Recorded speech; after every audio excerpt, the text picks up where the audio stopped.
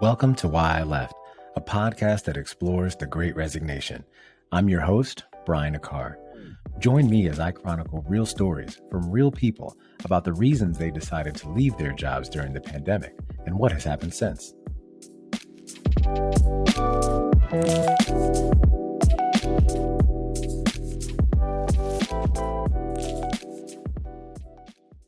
Hello, and thank you for tuning into this episode of the Why I Left podcast.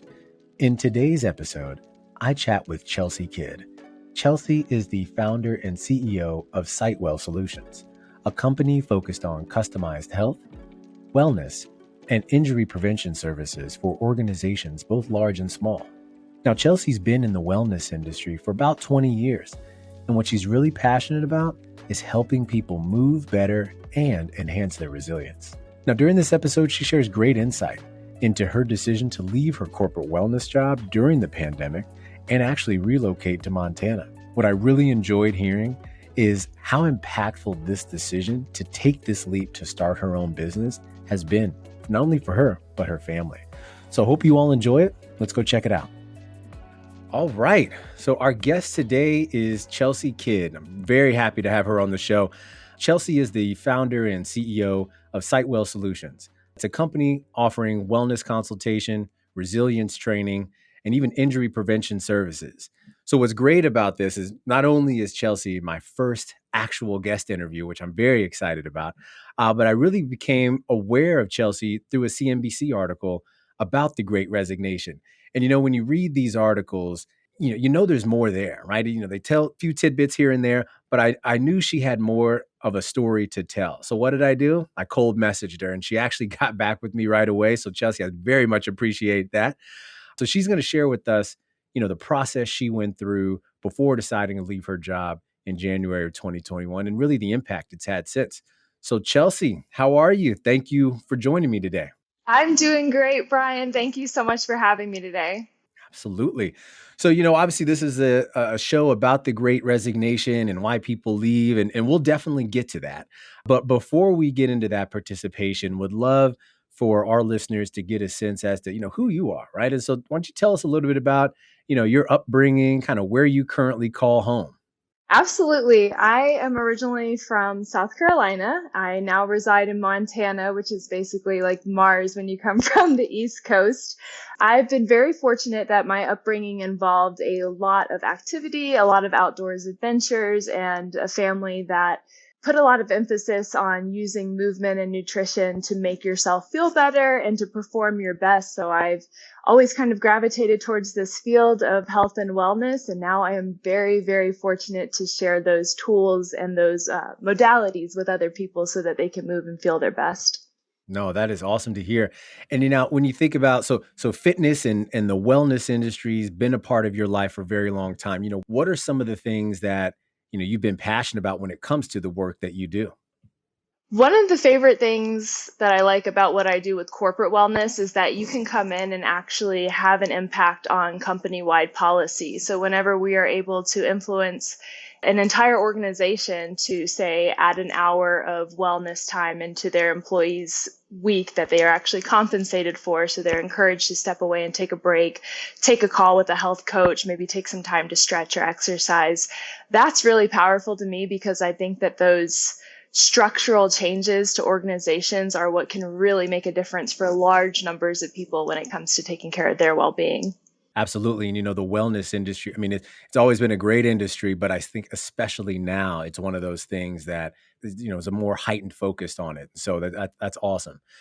So obviously we talked a little bit about, kind of the SiteWell Solutions piece, but prior to this last venture, and we'll definitely get to that, but, would love for you to, describe your experience, what it's been like in the workforce and really, the primary industry in which you've worked. So what has that been like? And what are some of the things that have worked well in the environments you've been a part of?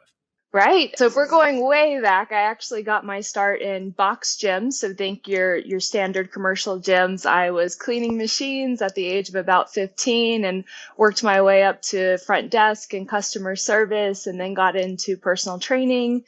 And from there, I went to more wellness coaching, helping with chronic disease programs and things like that. So it's been a really long journey, but I've had the opportunity to work in commercial gyms, work in corporate wellness gyms, even work in clinic settings. And it's been a really helpful dose of all of these different stages that you see people in where they're on their wellness journey. So I may interact with someone who has just been diagnosed with type 2 diabetes, and we're working through that. I may work with an athlete that's recovering from injuries. So all of those different experiences have really helped pull together the packaging that we are trying to put together for SiteWell Solutions.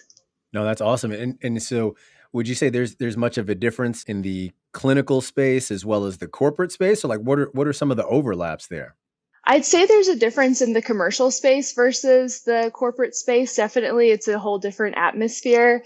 We really like to see clinical meet wellness space whenever we work on workplace jobs. That's the model is actually called medical fitness, where you're looking at movement and nutrition through this medical clinical paradigm and trying to really make it serve as preventive medicine rather than have to fix things on the back end. No, that makes sense. And so how long were you in that industry overall? Like what's been your tenure? So I have been in wellness for about 20 years now. We're coming up on 20 years in the corporate wellness space for about 10 years. And for me, I've been very fortunate. I've been able to work with government entities. I've been able to work with Fortune 100 companies. And then as we discussed in our intro call, some of that has been great for lessons learned, and some of it has been really Yeah. inspirational for making change.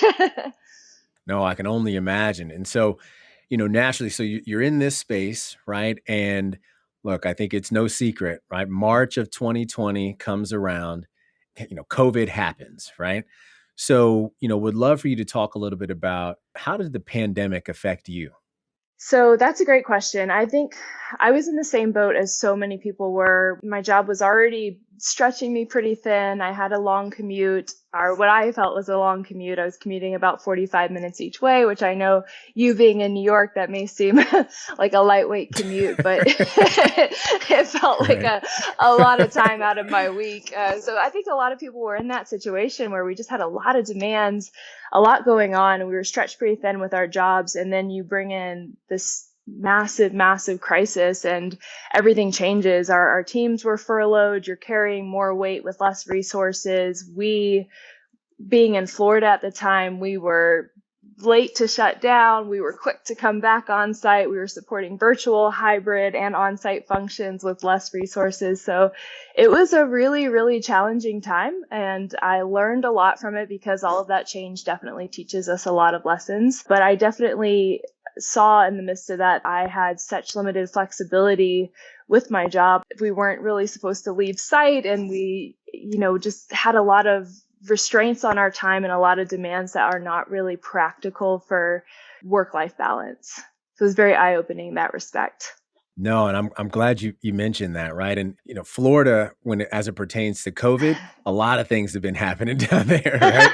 And so you talked a little Yes. about about what you learned, but we would love to have you explain to us, as you're going through this, and you started to mention it a little bit too. How did the pandemic really start to affect the relationship with your job, right? You mentioned something about not being as flexible. So would love for you to kind of expand on that a little bit.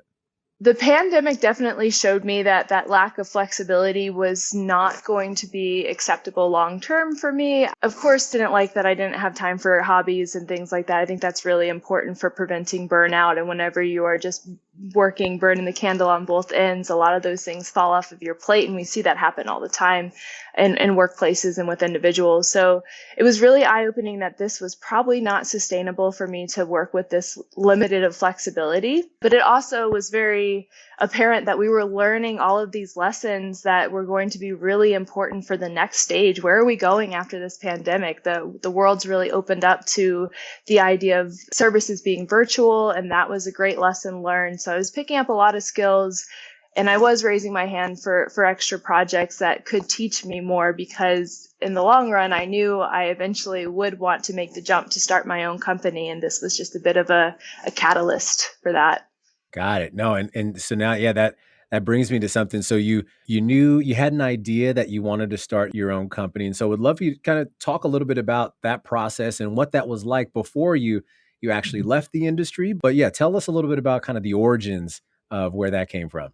I believe that I have an entrepreneur spirit. I've always looked at any different career path, even from an early age. Okay, maybe I'll go into physical therapy and then I'll have my own office, or maybe I'll go into this and then I'll have my own company doing that. So no matter what the journey was for me, that's always been the end goal, is to have that creative control to deliver services at a quality standard that I agree with. And so that meant a lot to me to step out on my own. It's terrifying, as even just changing careers can be so terrifying. So stepping out on your own, putting your face on something that could potentially flop, is incredibly scary. Like maybe one of the scariest things I've ever done.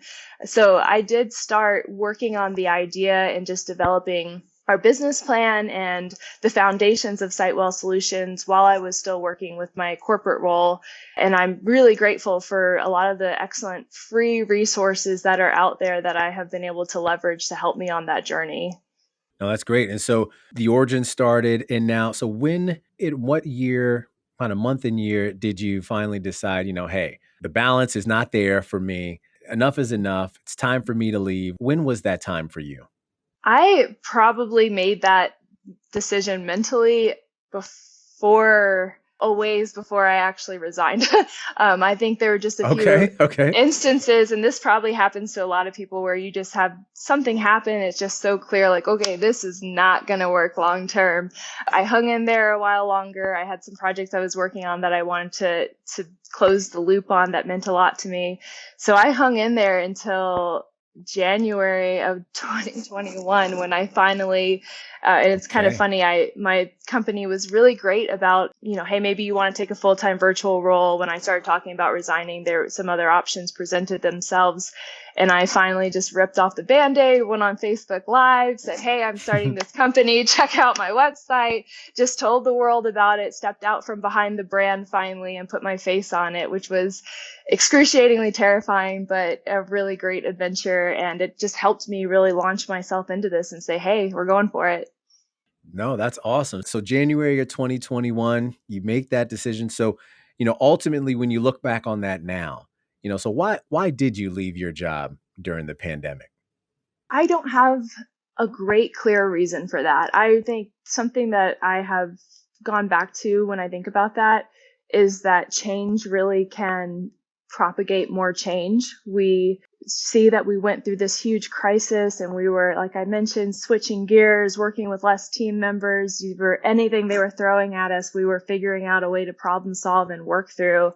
So I think that actually gave me a little bit of confidence in that time of madness to step out on my own. And I also thought that there's just all this opportunity opening up. The way that we receive services is different.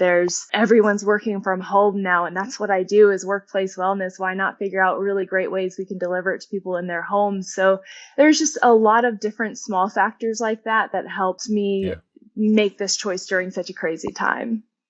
Yeah. So it sounds like it was more of a journey to get to the decision as opposed to some specific moment in time. Agreed. That's a really good way of saying it. It was just things stacking along that journey and then finally taking that leap. Yeah, no, that's awesome. So this happens. You go to Facebook Live. You let the world know that you're getting ready to do this. How did this decision? How did it impact you? And really, kind of what has happened since you left? It's actually been amazing how supportive people have been since I made that announcement. People messaged me to say, hey, have you thought about this group? Have you thought about this? And just different leads and opportunities. So it was really great to get that feedback, because you are coming out of this debating whether you want to hide under your bed or tell the world about it. So it's great to have that support. And then going from there with it's been really kind of a roller coaster of getting used to hearing no as we get out and start trying to sell our services. And then amidst those no's, you get a big yes. And for us, that can be such a big win. And we get to help entire workforces, and our services spread to thousands of people. And that can be, in this industry, can be an overnight thing, which is really, really amazing. So I would be lying if I said that it was a smooth ascent because there have been a lot of ups and downs along the way. But it's overall, Right. we're really grateful now that we're starting to get a foothold in the market. We're getting a sense of who and what SiteWell is as an organization and where our strengths really are, and seeing just how far that can take us. No, that's awesome. I think of it as when I've started, working on this podcast, the whole idea of getting no's. I'm used to that as well, for as far as, reaching out to folks or even getting no replies, right? And that's, it kind of comes with the territory. So I completely understand. I would imagine there's a lot of learnings throughout this, right? So what have you learned about yourself throughout this process? You've gone through a lot with the pandemic, the industry for a while. You make this decision, have your ups and downs, and you're very transparent, which I appreciate about, what it's been like. So what have you learned about you? I've learned that definitely not just me, but pretty much anybody, we have such an incredible capacity for learning, and that the resources out there are infinite. So that's been something that's been amazing to learn about myself, just how many of these different skills, with someone who has a background as a personal trainer, and now I'm running a business with a team, and we're doing these remote services and managing things remotely and sales calls and marketing. There's just been so much that I have Right. been able to teach myself along the way. And I think that's really valuable because there's no one who can't do that. There, between YouTube and all of the different business resources that are out there, it's amazing how much we can learn. And that's something that really does feel like a big accomplishment on this journey. No, that's awesome. And I know we've just kind of met in these past few weeks, but it's so awesome to hear stories like that. So I'm proud of you, right? I'm proud of you, because Thank just you. just to hear you kind of keep going through it and all of that, I love to hear stories like that. We've mentioned it a few times about SiteWell. So why don't you tell us a little bit more about SiteWell Solutions and the focus of your company? Absolutely. So we focus on preventive health services for organizations. For us, that's movement or exercise, nutrition, injury prevention, and all of it is done with a very big resilience first umbrella. So think a lot of coaching, a lot of wellness workshops, building your personal resilience arsenal through all of these different health and wellness modalities. And our ultimate goal is really to make sure that companies are able to attract talent because they offer something a little special like the service, maintain that talent because they aren't burning people out, and people feel good in their jobs and are able to perform at their top capacity. And then getting down into helping individuals. We've seen a lot of people who are maybe struggling with disordered eating patterns, somewhat as a result of the stress that the pandemic's brought on, or just sedentary lifestyles that they're trying to work through overcoming and building new habits. So it's been a really fantastic time to help people. And I really feel like that resilience first focus has been something that set us apart. No, that's awesome, especially at a time like this. Any success stories that you're able to share? Because I would imagine this work, it can be really impactful. On an individual level, for some of the individuals that have given us feedback on the services they are receiving through their workplaces, I love seeing the words life changing come up. And that comes up a lot. Like, that phrase just means Yeah. so much to me, to see that that working with somebody to help them or attending the workshops that we do, the different resources like that have actually been life changing to them. So anytime that I see individuals say that, it's just amazing to me.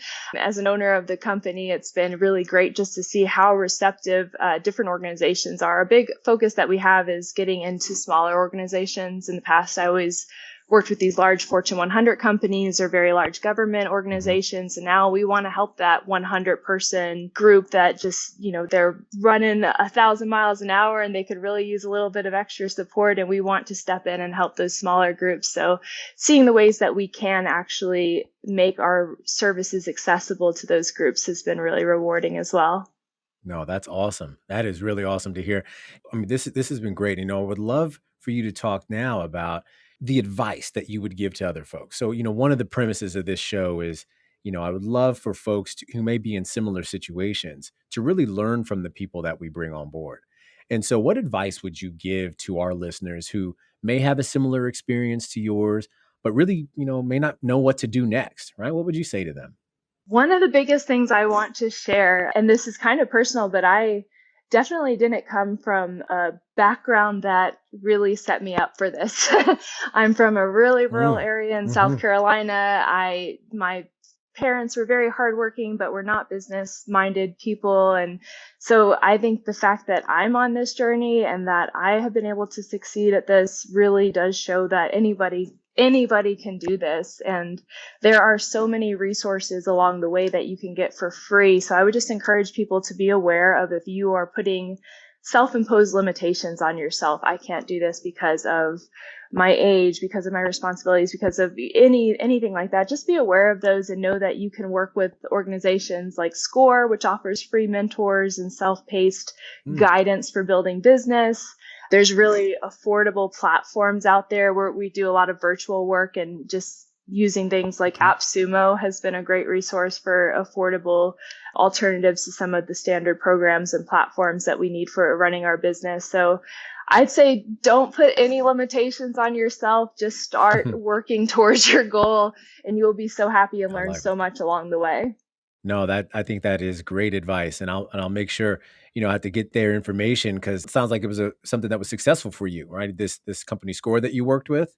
Yes, they're a branch of the Small Business Association, and I started working with them back in, and this just shows how long this journey has taken, and my own gradual process of coming into this position. But I started working with them, I believe, in 2019, just getting basic advice. And Ah, can you read my business plan? Can you give me some feedback? How should we be marketing? Okay, I don't know much about business to business marketing. I've only done business to consumer. So they have a team of experts that are nationwide, and can help anybody no matter what your goal is. So I highly recommend that organization, SCORE. awesome. Very, very good to hear that. And now you work very closely with employers, right? And so what more do you think employers could be doing to better support Oof. employees during this time? I think this is right in your wheelhouse. So what have you seen? What would you say to them? That is a great question. I think that it's tough to say as a blanket statement because every industry is so different, but I think that this has been a Hmm. really fantastic time to take a step back and say, okay, we can definitely look at how we structure things differently and look for those opportunities. Where can we give employees more flexibility? Where can we make employees, or how can we make them feel more valued? Because especially now with the labor market as it is, I think employers are really seeing this crunch to show employees that they're Yes. valued, and you want to be out ahead of that rather than having to do it retroactively where you're begging people to stay on board or you're short staffed. So I would say looking for ways that you can show your team that they are valued, and then also looking for a work life balance, or a work daily operations that are a little bit more balanced would be really great. No, I love to hear that, and I think that is great sound advice, right? And that this remote work angle that a lot of places are taking, I think we have to think about wellness, how we're taking care of those folks who may not be coming on site much anymore, if at all, right? So I think that's huge, and hopefully they take heart to that, right? Well, Chelsea, look, this was a great discussion. I really appreciate you taking some time to speak with me. I'm also very grateful, like I mentioned earlier, that you responded to my random message on LinkedIn, right? I love it. I very much appreciate that. I think, look, it's been a pleasure hearing your story, and I really look forward to staying up to date with you. And I'm sure our listeners are going to get a lot out of this too. So, before we get out of here, would love for you to just, where can we find you, follow you, support you? Would love to, where can we go? And I'll make sure I put this in the show notes too, but would love for you to get it out here as well. Thank you so much for that, Brian. And thank you so much for what you're doing to inspire people, whether it's change or a complete leap into the unknown. I really appreciate that you're doing this. No, thank you. SiteWell Solutions, our website is www.sitewellsolutions.com. All of our social media handles are on there, so you can find us across all social media platforms. Myself, Chelsea Kidd, on LinkedIn. As you mentioned, I do try to be very responsive to my messages on LinkedIn. So Yes.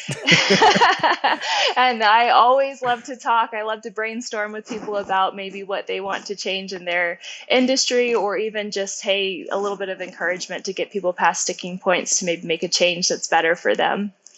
Great. That's great to hear. All right. Well, look, that'll do it for today's episode. Again, I want to thank Chelsea for joining us today. And like I said, I'll be sure to share her information where you can find her in our show notes. So I hope everyone has a great week. Chelsea, thank you again so much. I really appreciate you taking the time. First guest on Why I Left, right? So it's a big deal for me, right? So yeah, thank you again. And we will see you next time. Thanks, Brian. Thanks again for listening to Why I Left. Be sure to join us next time for more stories from the Great Resignation. Visit us at www.whyileft.co. That's whyileft.co. And subscribe to the show on YouTube, Spotify, Apple Podcasts, or wherever you get your podcasts.